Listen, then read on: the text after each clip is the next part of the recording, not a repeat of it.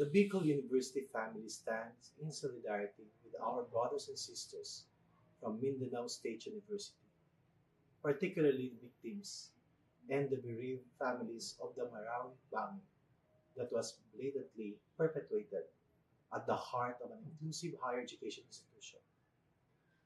We are extending our most profound condolences and heartfelt prayers to everyone affected by this recent atrocious attack on innocent civilians, celebrating their faith in what would have been a most solemn welcome to the Advent season, celebrated by our Christian brothers and sisters. That this tragic bombing has to happen inside a higher education institution during a religious celebration is a direct breach into our safe spaces and an assault into our sanctuaries of higher learning. We join the MSU family in strongly denouncing violence in all forms and in any attacks on civilians and the general public. We also adhere to the statement released by the Catholic Bishop Conference of the Philippines that such violence should not only be denounced, it should also be renounced as a way of seeking redress by every peace loving Filipino. We will be offering prayers in all our interfaith celebrations in our campuses, particularly during our annual pre-aguinaldo masses for the eternal repose of the souls of the victims, healing for those injured and recovering, and comfort and security to all whose heart and peace of mind have been threatened by this latest senseless and violent act. I invite all other faith-based groups, especially in Bicol University, to do the same as we pray that justice may be served and those responsible be held accountable for the tragic consequences of the MSU Marawi bombing incident. To my Bicol University family, let us remain vigilant as we continue to advocate for peace and justice in an inclusive and safe society as a university for humanity. Jos Mabulos.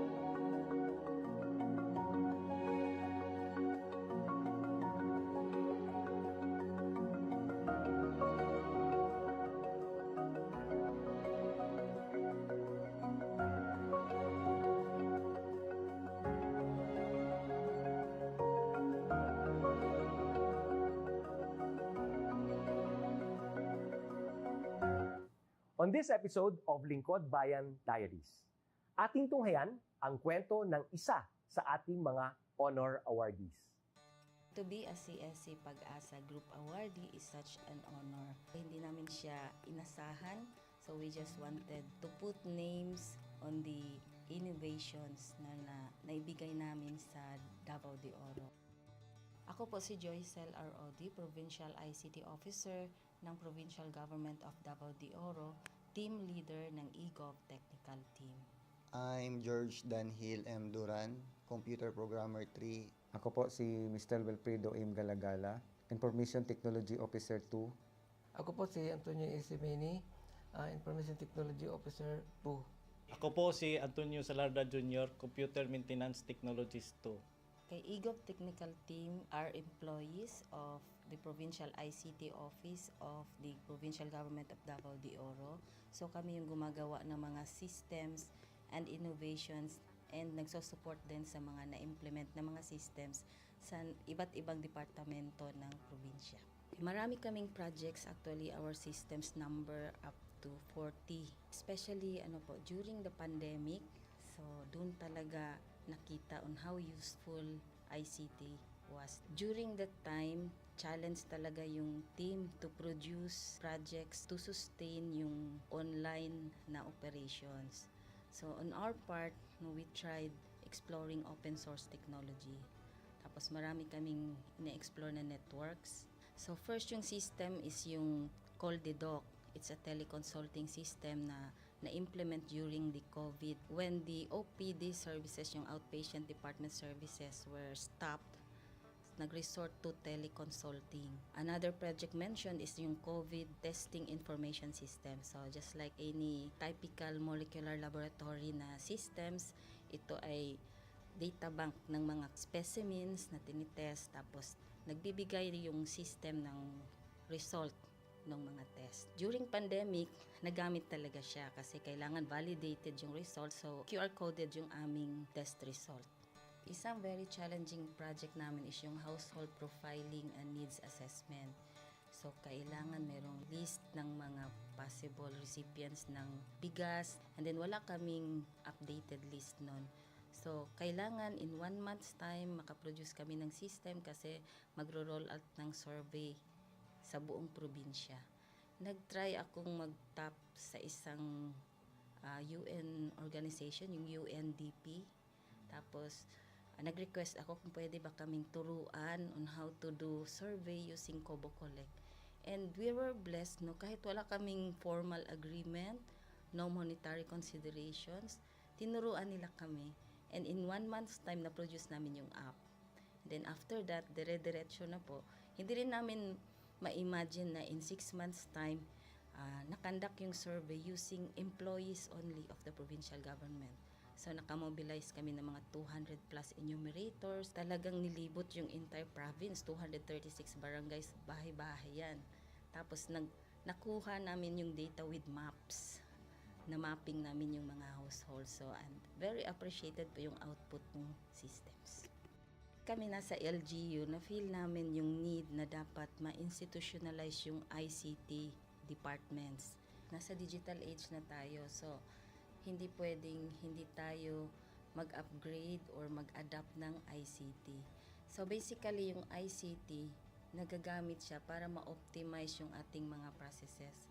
Aside from that, yung interconnectivity, interoperability ng different offices, napapadali yun through ICT. So, talagang dapat i-leverage yung ICT ng any organization, not just the government. Kung mapansin nyo, lahat ng developed countries is naka-leverage talaga sila sa ICT. Maraming magaling sa Philippines, medyo may problema lang tayo dun sa interconnectivity and interoperability kasi parang nangyari, parang kanya-kanya yung mga LGUs, kanya-kanyang innovations. And if you can see from the national, paiba-iba yung mga systems hanggang dun sa baba. So, yun din isa sa panawagan namin, sana magkaroon ng uniform na standards and protocols in developing systems para hindi masayang yung mga efforts ng mga nasa baba. Okay, my message to my fellow public servants, so let us continue to be a gift. Di ba, pag gift ka, maganda ka, mapapasaya mo yung recipient, kay magiging useful ka sa recipient. So, isa lang yun sa palagi kong isinasa puso, no? Continue to adapt to the change, especially in ICT innovation. Even though marami tayong challenges na related to it, just continue to adapt to the ever-changing progress in technology.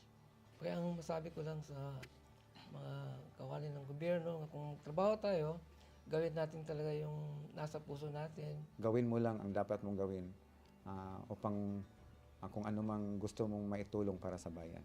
Na patuloy lang natin ang ating mga mabubuting gawain sa gobyerno para sa ating mga kababayang Pilipino. Kami ang EGOV Technical Team ng Davao de Oro at ito ang aming kwentong lingkod bayani.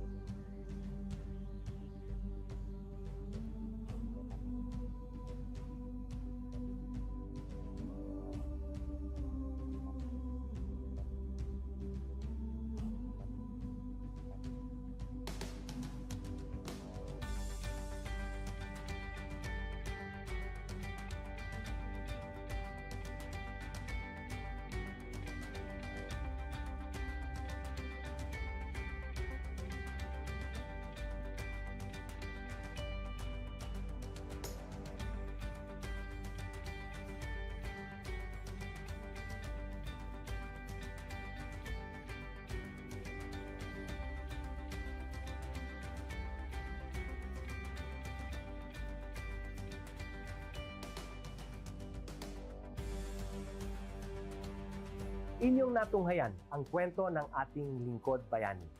Kung ikaw ay may kilalang lingkod bayani, maaari siyang i-nominate sa Honor Awards Program ng Civil Service Commission. For nomination procedures, go to www.csc.gov.ph. See you on the next episode of Lingkod Bayan Diaries.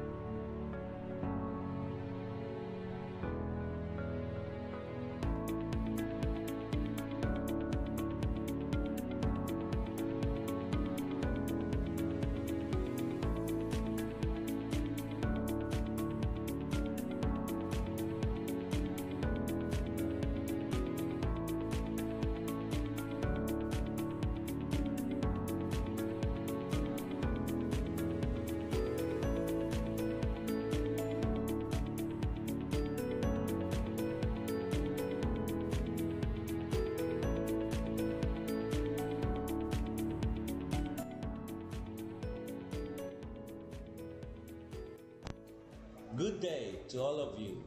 On behalf of the University Registrar's Office, I welcome everyone warmly. As the head of this esteemed institution, I am privileged to introduce our office and share the valuable services we provide. The University Registrar's Office serves as the administrative heart of our university, functioning as a central hub for academic records, student enrollment, and course registration. We are dedicated to supporting the success of our students and personnel by ensuring the smooth operation of all educational processes. Our mission as an academic unit, the University Registrar's Office, will be taking care of the enrollment, graduation, and records management as it takes custody of academic records of all graduates and the issuance of official academic documents of students and graduates. Whether you are a current student, a prospective applicant, a faculty member, or an alumnus, our dedicated team is here to assist you.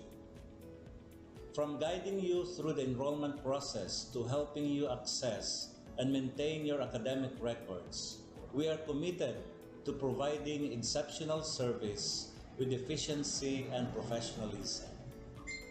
In addition to our core responsibilities, we are continually strive to improve our services by embracing technological advancements and streamlining our operations. We aim to enhance accessibility, transparency, and convenience for all clients, allowing you to focus on what matters most, your education and intellectual growth. As University Registrar, I am honored to lead a team of talented professionals passionate about supporting your academic journey. We understand the challenges and aspirations of higher education and are dedicated to serving as your trusted partner throughout your time at our university. In closing, I extend my heartfelt welcome once again.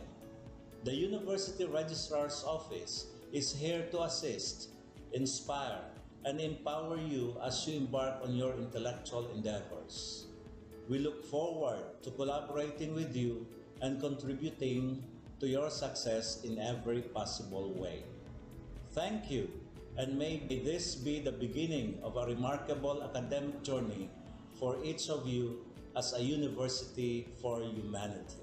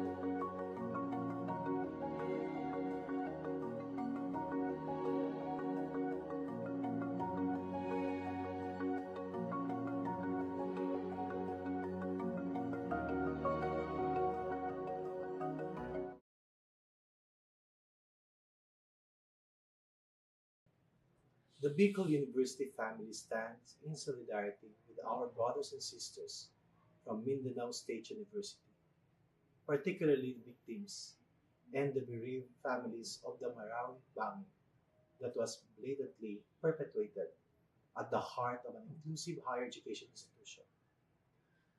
We are extending our most profound condolences and heartfelt prayers to everyone affected by this recent atrocious attack on innocent civilians, celebrating their faith in what would have been a most solemn welcome to the Advent season, celebrated by our Christian brothers and sisters.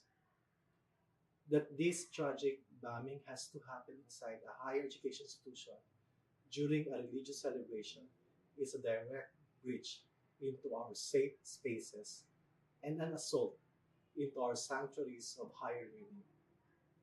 We join the MSU family in strongly denouncing violence in all forms and in any attacks on civilians and the general public. We also adhere to the statement released by the Catholic Bishop Conference of the Philippines that such violence should not only be denounced, it should also be renounced as a way of seeking redress by every peace-loving Filipino.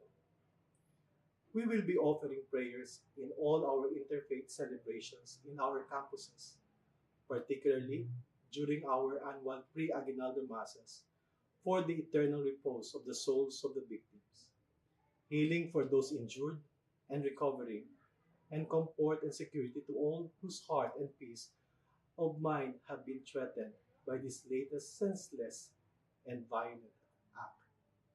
I invite all other faith-based groups, especially in Bicol University, to do the same as we pray that justice may be served and those responsible be held accountable for the tragic consequences of the MSU Marawi bombing incident. To my Bicol University family, let us remain vigilant as we continue to advocate for peace and justice in an inclusive and safe society as a university for humanity. Diyos mabalos.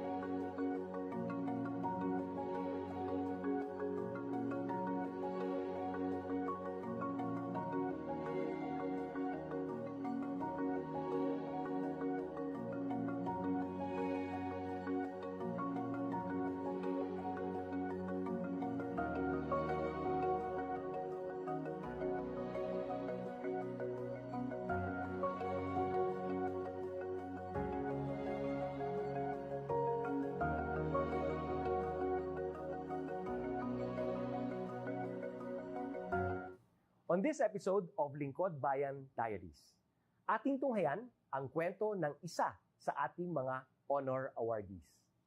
To be a CSC Pag-asa Group Awardee is such an honor. Hindi namin siya inasahan, so we just wanted to put names on the innovations na naibigay namin sa Davao de Oro. Ako po si Joycel R.O.D., Provincial ICT Officer ng Provincial Government of Davao de Oro, Team Leader ng eGov Technical Team. I'm George Danhil M. Duran, Computer Programmer 3. Ako po si Mr. Wilfredo M. Galagala, Information Technology Officer 2. Ako po si Antonio Isimini, Information Technology Officer 2. Ako po si Antonio Salarda Jr., Computer Maintenance Technologist 2. Kay eGov Technical Team are employees of the Provincial ICT Office of the Provincial Government of Davao de Oro. So kami yung gumagawa ng mga systems and innovations and nagsusupport din sa mga na-implement na mga systems sa iba't ibang departamento ng probinsya. Marami kaming projects, actually our systems number up to 40. Especially during the pandemic, so doon talaga nakita on how useful ICT was. During that time, challenge talaga yung team to produce projects to sustain yung online na operations. So on our part, we tried exploring open source technology. Tapos marami kaming ina-explore na networks. So first yung system is yung CallDedoc. It's a teleconsulting system na na-implement during the COVID. When the OPD services, yung outpatient department services, were stopped, nag-resort to teleconsulting. Another project mentioned is yung COVID testing information system. So just like any typical molecular laboratory na systems, ito ay data bank ng mga specimens na tinitest, tapos nagbibigay yung system ng result ng mga test. During pandemic, nagamit talaga siya kasi kailangan validated yung result, so QR coded yung aming test result. Isang very challenging project namin is yung household profiling and needs assessment. So kailangan merong list ng mga possible recipients ng bigas, and then wala kaming updated list nun.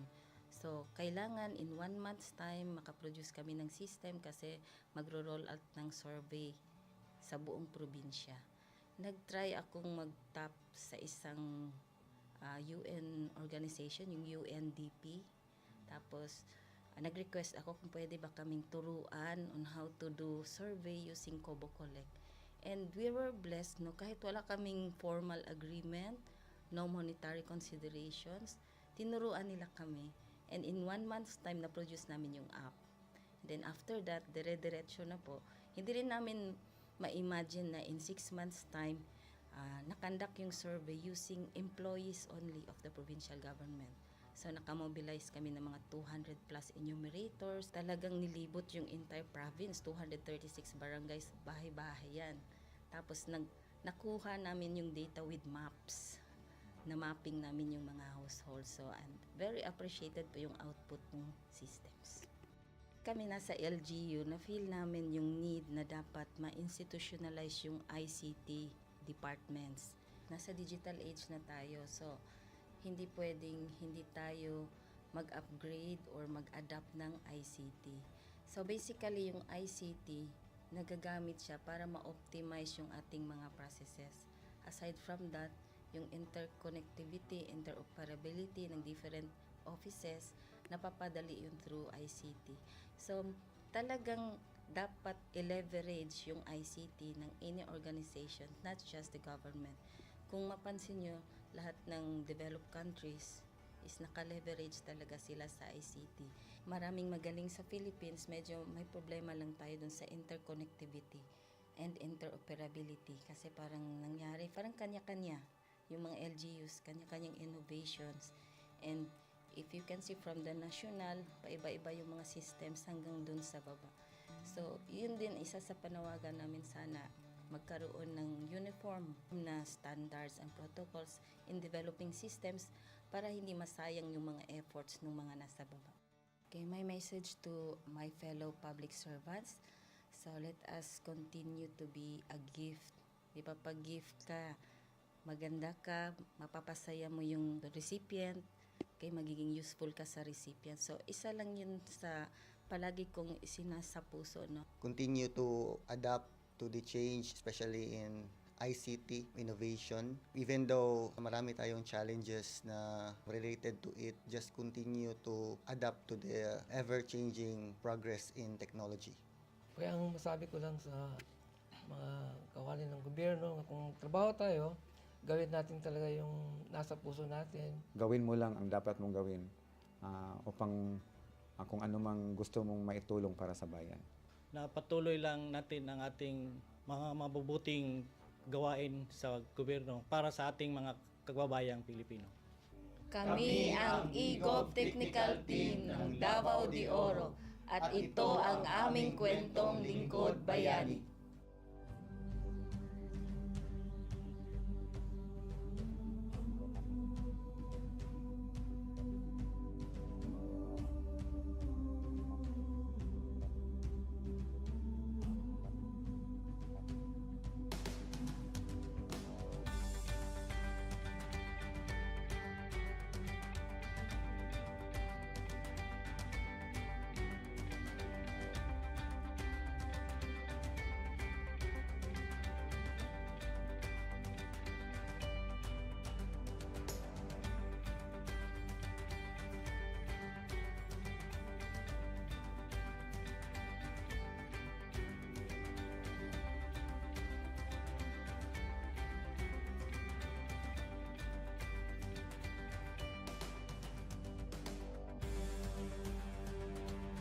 Inyong natunghayan ang kwento ng ating lingkod bayani.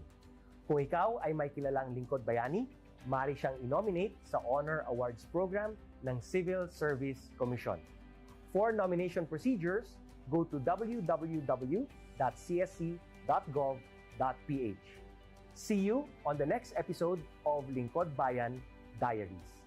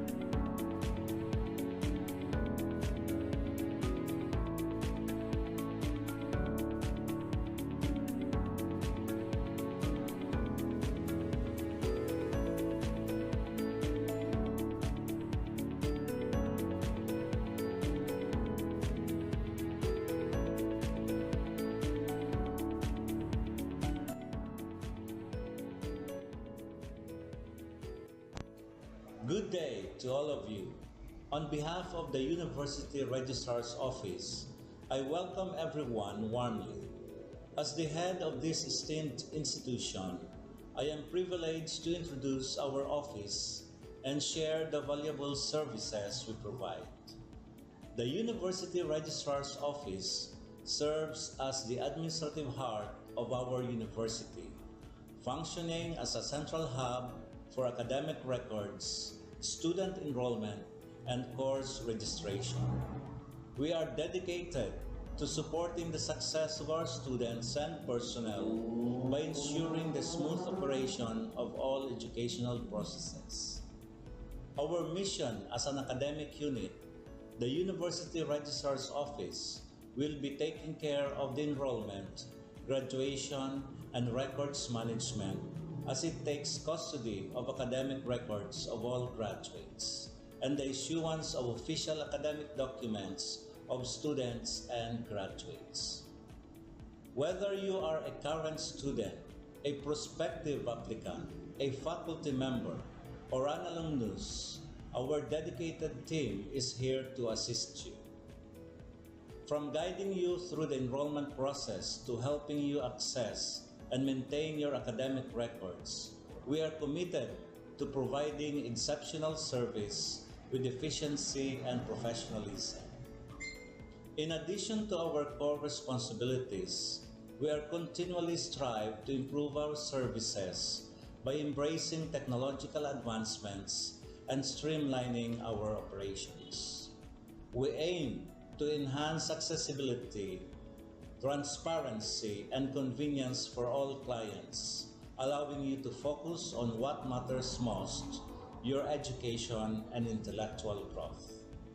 As University Registrar, I am honored to lead a team of talented professionals passionate about supporting your academic journey. We understand the challenges and aspirations of higher education and are dedicated to serving as your trusted partner throughout your time at our university. In closing, I extend my heartfelt welcome once again. The University Registrar's Office is here to assist, inspire, and empower you as you embark on your intellectual endeavors. We look forward to collaborating with you and contributing to your success in every possible way. Thank you, and may this be the beginning of a remarkable academic journey for each of you as a university for humanity.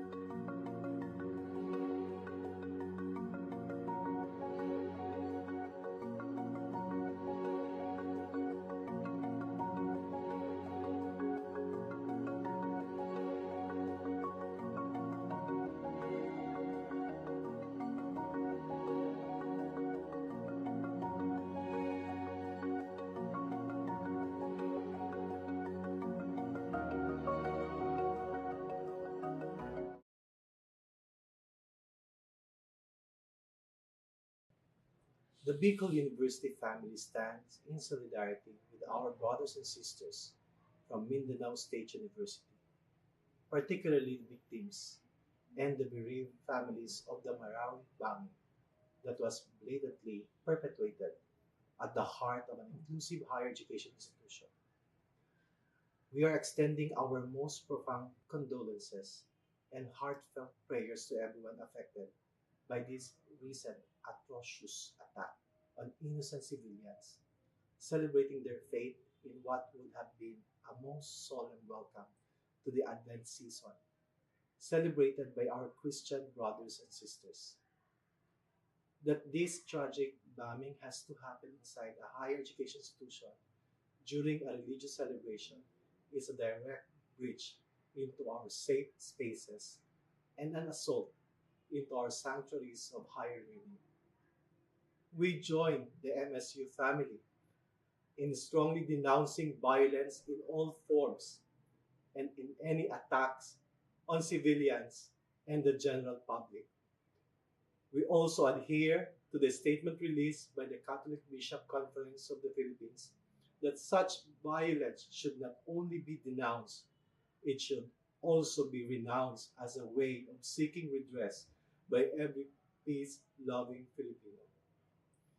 We will be offering prayers in all our interfaith celebrations in our campuses, particularly during our annual pre-aguinaldo masses for the eternal repose of the souls of the victims, healing for those injured and recovering, and comfort and security to all whose heart and peace of mind have been threatened by this latest senseless and violent act. I invite all other faith-based groups, especially in Bicol University, to do the same as we pray that justice may be served and those responsible be held accountable for the tragic consequences of the MSU Marawi bombing incident. To my Bicol University family, let us remain vigilant as we continue to advocate for peace and justice in an inclusive and safe society as a university for humanity. Diyos mabalos.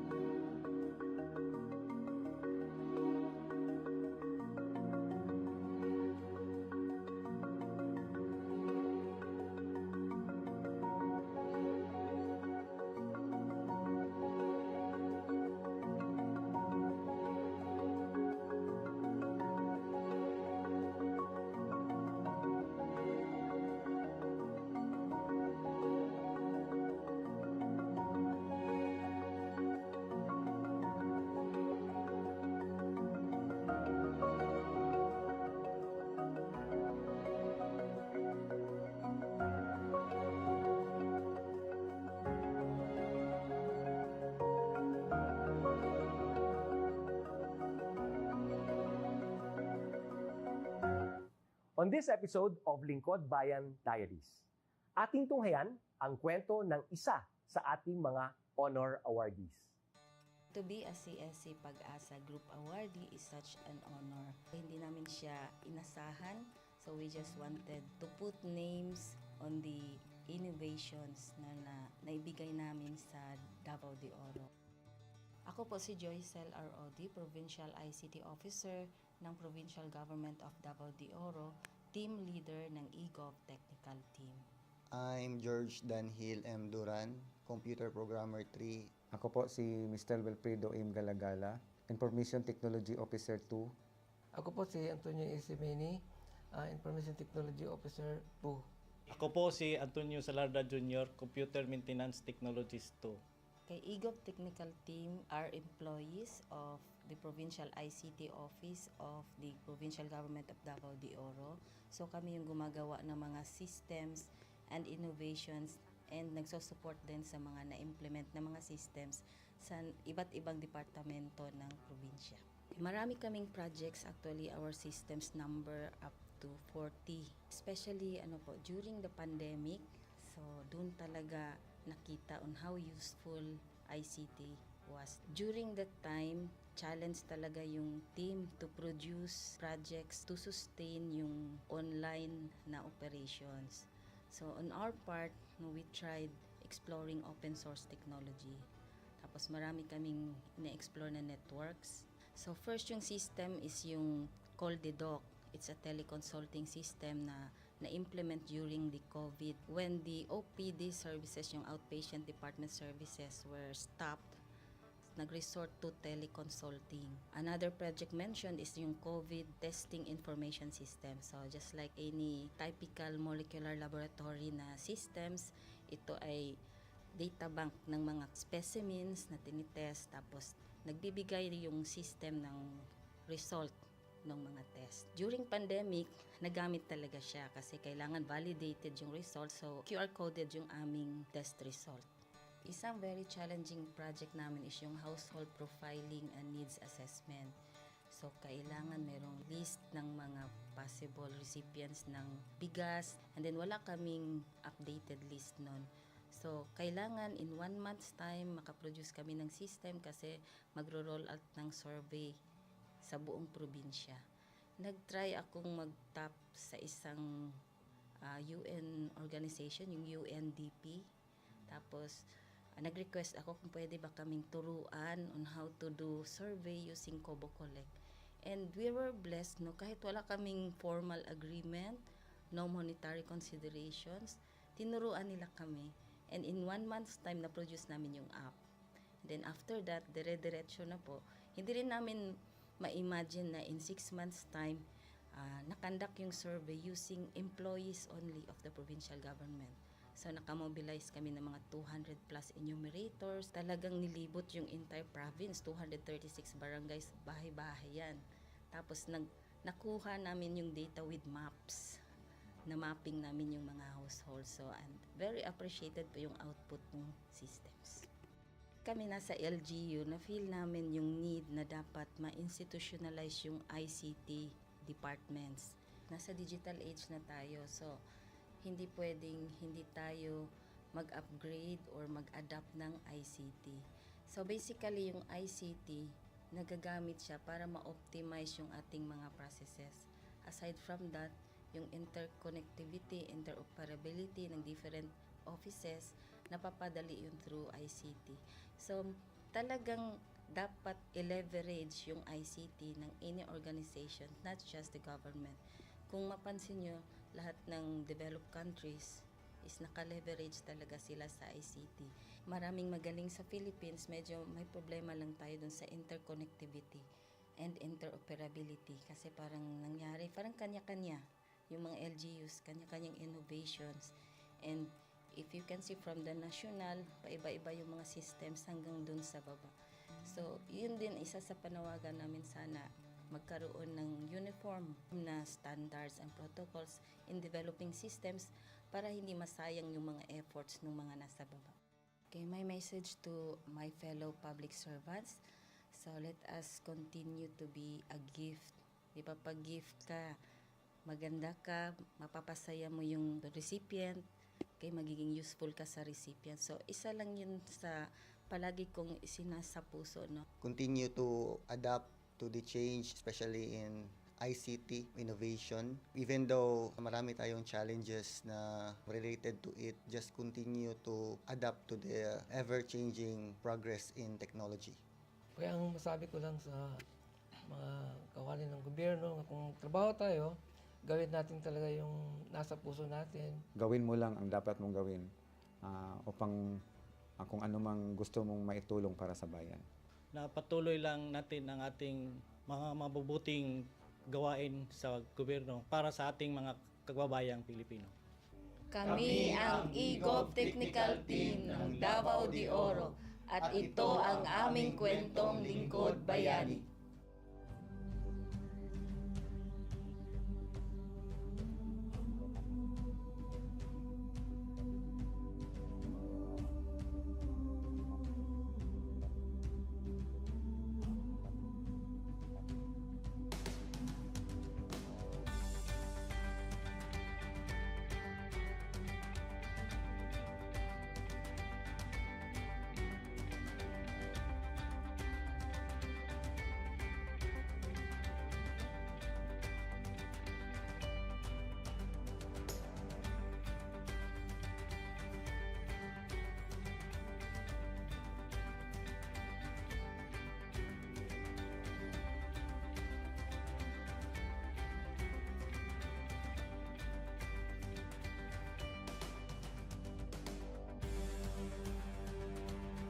Inyong natunghayan ang kwento ng ating lingkod bayani.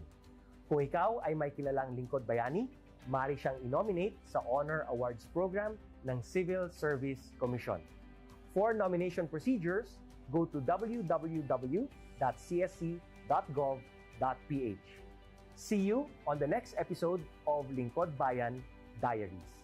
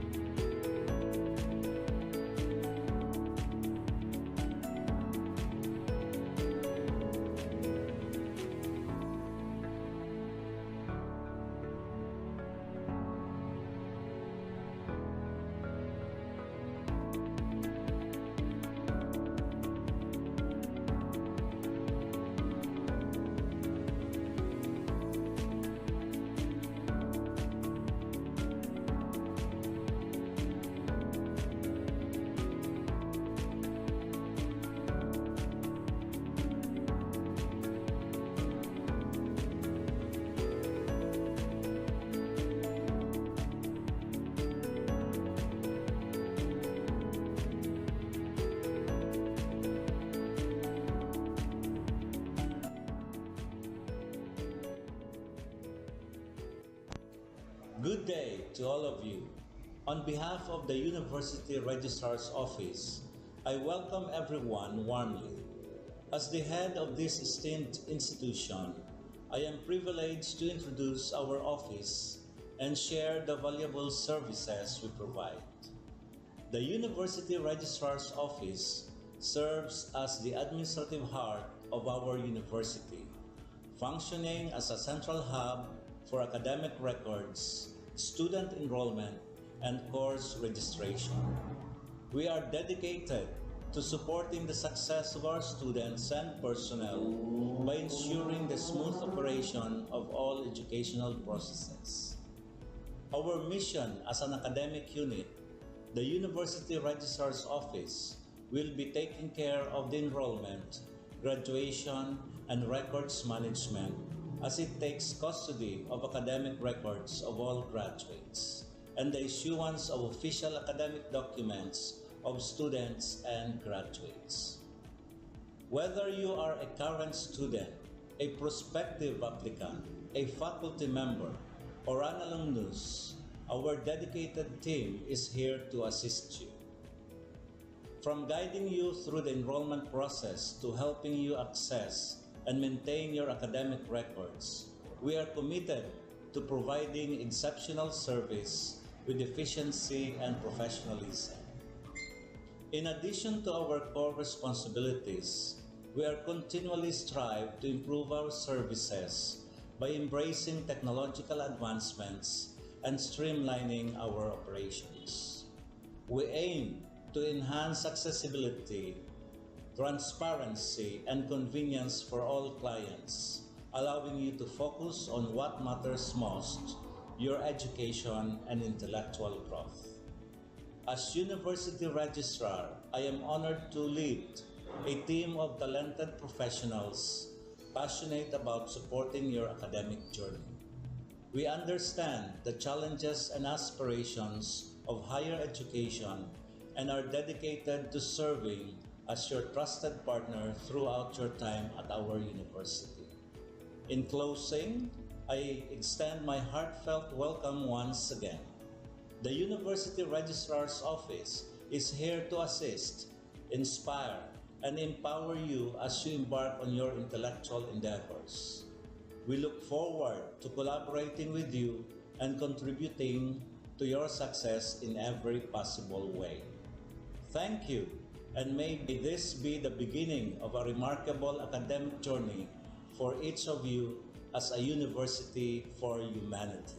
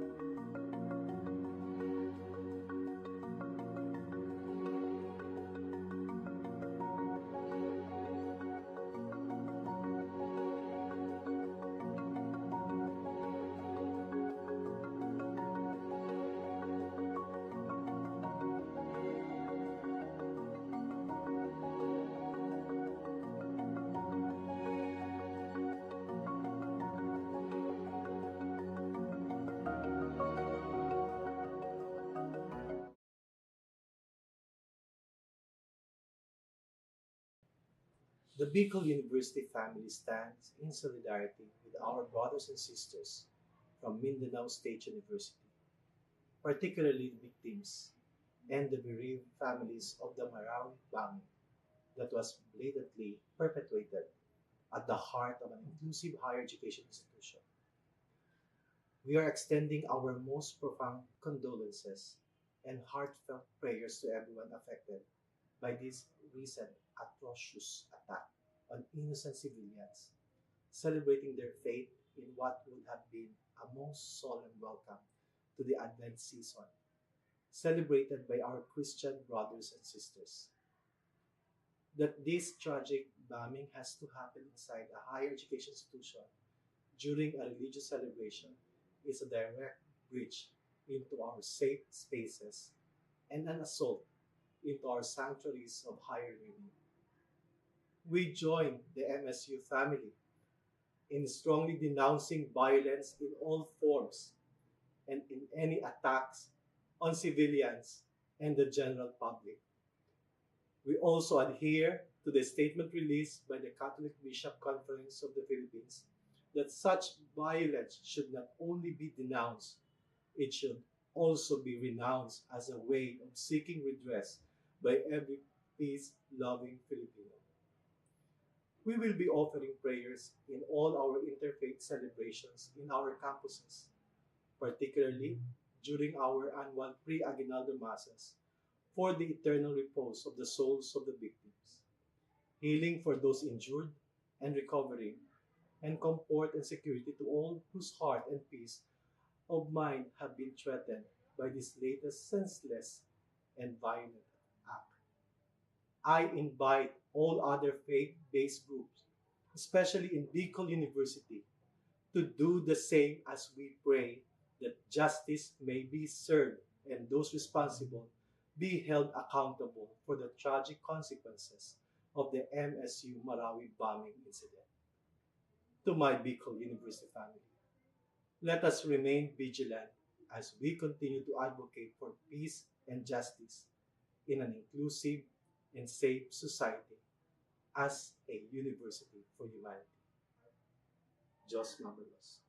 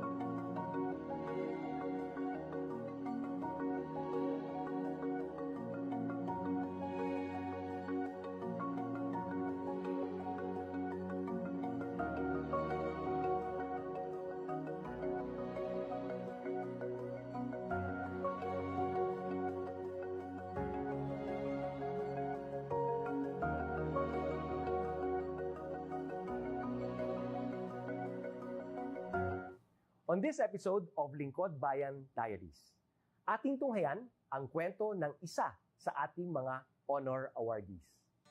To be a CSC Pag-asa Group Awardee is such an honor. Hindi namin siya inasahan, so we just wanted to put names on the innovations na naibigay namin sa Davao de Oro. Ako po si Joycel R. Odi, Provincial ICT Officer ng Provincial Government of Davao de Oro, Team Leader ng eGov Technical Team. I'm George Danhil M. Duran, Computer Programmer 3. Ako po si Mr. Wilfredo M. Galagala, Information Technology Officer 2. Ako po si Antonio Isimini, Information Technology Officer 2. Ako po si Antonio Salarda Jr., Computer Maintenance Technologist 2. Kay eGov Technical Team are employees of the Provincial ICT Office of the Provincial Government of Davao de Oro.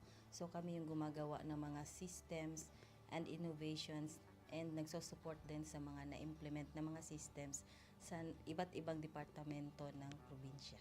Marami kaming projects, actually our systems number up to 40. Especially during the pandemic, so doon talaga nakita on how useful ICT was. During that time, challenge talaga yung team to produce projects to sustain yung online na operations. So on our part, we tried exploring open source technology. Tapos marami kaming ina-explore na networks. So first yung system is yung CallDedoc.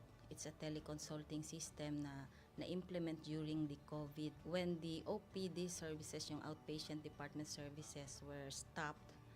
Nag-resort to teleconsulting. Another project mentioned is yung COVID testing information system. So just like any typical molecular laboratory na systems, ito ay data bank ng mga specimens na tinitest, tapos nagbibigay yung system ng result ng mga test. During pandemic, nagamit talaga siya kasi kailangan validated yung result, so QR coded yung aming test result. Isang very challenging project namin is yung household profiling and needs assessment. So kailangan merong list ng mga possible recipients ng bigas, and then wala kaming updated list nun. So kailangan in 1 month's time makaproduce kami ng system kasi magro-roll out ng survey sa buong probinsya. Nag-try akong mag-tap sa isang UN organization, yung UNDP. Tapos nag-request ako kung pwede ba kaming turuan on how to do survey using Kobo Collect. And we were blessed, kahit wala kaming formal agreement, no monetary considerations, tinuruan nila kami. And in 1 month's time, na-produce namin yung app. And then after that, dire-diretso na po. Hindi rin namin ma-imagine na in 6 months' time, nakandak yung survey using employees only of the provincial government. So nakamobilize kami ng mga 200 plus enumerators. Talagang nilibot yung entire province, 236 barangays, bahay-bahay yan. Tapos nakuha namin yung data with maps. Na mapping namin yung mga households. So and very appreciated po yung output ng systems. Kami nasa LGU, na-feel namin yung need na dapat ma-institutionalize yung ICT departments. Nasa digital age na tayo, so hindi pwedeng hindi tayo mag-upgrade or mag-adapt ng ICT. So basically yung ICT, nagagamit siya para ma-optimize yung ating mga processes. Aside from that, yung interconnectivity, interoperability ng different offices, napapadali yun through ICT. So, talagang dapat i-leverage yung ICT ng any organization, not just the government. Kung mapansin nyo, lahat ng developed countries is naka-leverage talaga sila sa ICT. Maraming magaling sa Philippines, medyo may problema lang tayo dun sa interconnectivity and interoperability kasi parang nangyari, parang kanya-kanya. Yung mga LGUs, kanya-kanyang innovations. And if you can see from the national, paiba-iba yung mga systems hanggang dun sa baba. So, yun din isa sa panawagan namin sana magkaroon ng uniform na standards and protocols in developing systems para hindi masayang yung mga efforts ng mga nasa baba. Okay, my message to my fellow public servants, so let us continue to be a gift. Di ba, pag gift ka, maganda ka, mapapasaya mo yung recipient, kay magiging useful ka sa recipient. So, isa lang yun sa palagi kong isinasa puso, no? Continue to adapt to the change, especially in ICT innovation. Even though marami tayong challenges na related to it, just continue to adapt to the ever-changing progress in technology. Kaya ang masabi ko lang sa mga kawani ng gobyerno, kung trabaho tayo, gawin natin talaga yung nasa puso natin. Gawin mo lang ang dapat mong gawin upang kung ano mang gusto mong maitulong para sa bayan. Na patuloy lang natin ang ating mga mabubuting gawain sa gobyerno para sa ating mga kababayang Pilipino. Kami ang EGOV Technical Team ng Davao de Oro at ito ang aming kwentong Lingkod Bayani.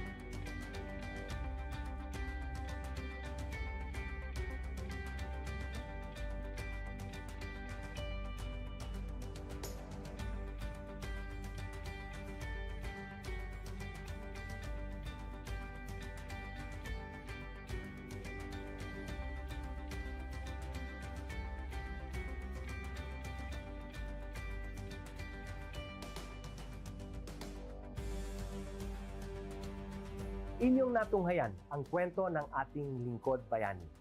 Kung ikaw ay may kilalang lingkod bayani, maaari siyang i-nominate sa Honor Awards Program ng Civil Service Commission. For nomination procedures, go to www.csc.gov.ph. See you on the next episode of Lingkod Bayan Diaries.